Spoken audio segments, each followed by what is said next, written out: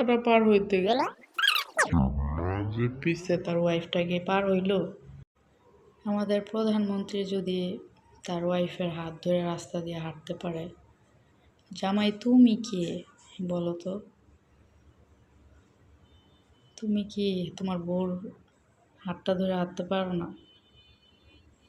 হ্যাঁ, কিসের এত লজ্জা তোমার? লোকে কি বলবে, আত্মীয় স্বজনে কি বলবে, সে কথা চিন্তা করো। তুমি কি পরনারীর হাত ধরে হাঁটতেছো রাস্তা দিয়া? নাকি হচ্ছে তোমার আমি গার্লফ্রেন্ড লাগি কেউ জানে না? বলো তো। এটা শুধু আমার ব্যক্তিগত কথা না, এটা পুরা মানে বাংলাদেশের কথা। কিছু কিছু মানুষ আছে, কিছু কিছু পুরুষ আছে, ওয়াইফের হাত ধরে রাস্তা দিয়ে হাঁটতে গেলে তাদের সম্মানে বাজে, তাদের শরম লাগে যে মানুষে কি বলবে, বোর হাত ধরে হাঁটতেছে, বোর গোলাম, এরকম কিছু বলবে। এ কথা চিন্তা করে অনেক পুরুষেরা বাইরে বেরোলে বোর থেকে 4 হাত দূরে দূরে হাঁটে। কিন্তু ঘরে যে সারাদিন চিপকায় থাকে,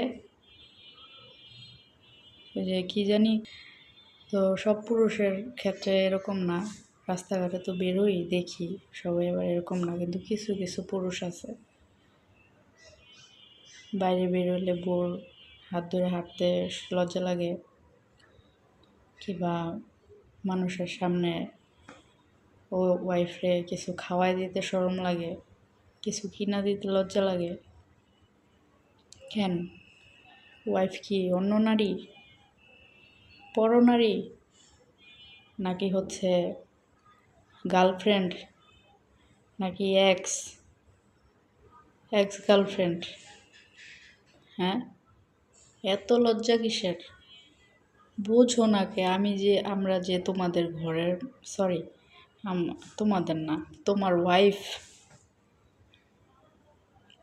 হ্যাঁ, বুঝাও, না বোঝার মতন কইরা থাকো। সমস্যাটা কি? সমস্যা কোন জায়গায়? আমাদের মাননীয় প্রধানমন্ত্রী, উনি যেখানে বের হয় দেখলাম সুন্দরভাবে ওনার ওয়াইফের হাত ধরে ওনার ওয়াইফের নিয়ে হাঁটতেছে, সবার সাথে কথা বলতেছে। তুমি সার্টিফিকেট নিয়ে বিয়ে করছো ভাই, তোমার বুঝতে হইব যে আমার বোর হাত ধরে রাস্তায় কেন আমি যে কোনো জায়গায় হাঁটতে পারবো।